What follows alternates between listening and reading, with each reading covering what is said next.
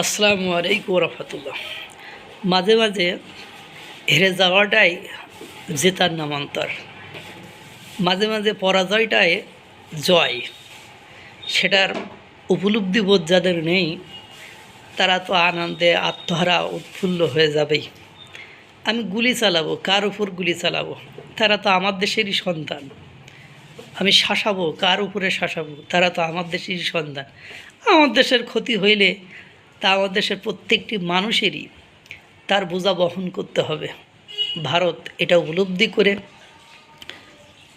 নিজের ইচ্ছায় পিছিয়ে গিয়েছে, নিজের ইচ্ছা থেকে সরে গিয়ে দাঁড়িয়েছে যে বাবা তোমরা এগুলো পাইলে যদি খুশি হও তাহলে তোমাদেরকে সেটাই দেওয়া হবে।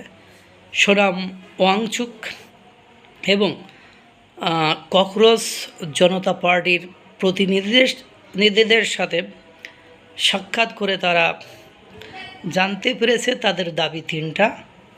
একটা, শিক্ষামন্ত্রী ধর্মেন্দ্র প্রধানকে পদত্যাগ করতে হবে। শিক্ষামন্ত্রী ধর্মেন্দ্র প্রধান আজকে গ্রেপ্তার পদত্যাগ করেছে।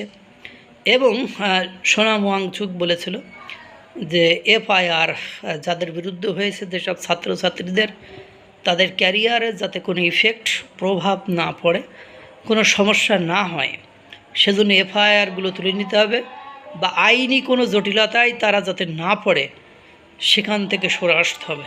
এফআইআর সরকার আশ্বস্ত করেছে 1 সপ্তাহের ভেতরে এফআইআর তুলে নিতে হবে, তুলে নিবে এবং ধীরে সুস্থে ধীরে ধীরে সেটা তুলে নেবে। এবং পাশাপাশি তারা বলেছে আন্দোলনে যারা আত্মঘাতী বা কর্মকাণ্ড করেছে, যারা অসুস্থ বা বিভিন্ন ফাংশনাল প্রবলেম হয়েছে, ছোটোখাটো ইনজুরি হয়েছে বা অন্য কারণে যাই হয়েছে, তার জন্য তাকে কম্পেনসেট দেবে, অর্থাৎ ক্ষতিপূরণ দিতে হবে। ক্ষতিপূরণও তারা দিতে চেয়েছে। অর্থাৎ সরকার বুঝতে পেরেছে এই আন্দোলনটিকে কিছু রাষ্ট্রদ্রোহী ব্যক্তিবর্গ, ডিপ স্টেট, ভারতের প্রতিবেশী রাষ্ট্রগুলো ইন্ধন দিয়ে আরও বড়সড় বিপদের দিকে নিয়ে যেতে পারে।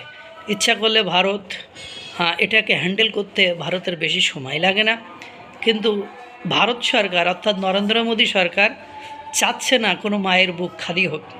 যদি আপোষে হয়, এ টাকা জনগণেরই টাকা, জনগণের ঋণের বোঝা বড়ো হলে সরকারের আর বা কী আসে যায়, ক্ষতিপূরণ দিতে হয় দিবে। সরকার তো আর নিজের বাপের জমি বিক্রি করে নিয়ে আসবে না, তারা ফান্ড থেকে, কোষাগার থেকে দিয়ে দেবে, কোনো প্রবলেম নেই। এবং যে দাবিগুলো করেছে সেগুলো মেনে নেওয়াতে সরকারের কোনো বড় ধরনের ক্ষতিও হবে না, একথা ভেবেই সরকার, নরেন্দ্র মোদী সরকার মেনে নিয়েছে। কিন্তু এরপরেও যদি বাড়াবাড়ি হয় তাহলে সেটা নিশ্চিত সাধারণ জনগণ আর সেটা পজিটিভলি নেবে না। তখন দেখবেন সরকারের স্টিকটা কঠোর পদক্ষেপ কাকে বলে আর তার ফলটা কী হয়। এই 2 পা পিছিয়ে যাওয়া মানে এই নয় যে পরাজিত হওয়া। 2 পা পিছিয়েই যদি 7 পা এগিয়ে যে বিজয় লাভ করা যায়, সেই পদ্ধতিটি উত্তম। এটা ভেবেই নরেন্দ্র মোদী সরকার ছাত্রছাত্রীদের দাবি মেনে নিয়েছে। আমার ব্যক্তিগত মনোভাব এগুলো। আল্লাহ তাআলা সকলকে ভালো রাখুক, সুস্থ রাখুক। আসসালামু আলাইকুম ওয়া রাহমাতুল্লাহ।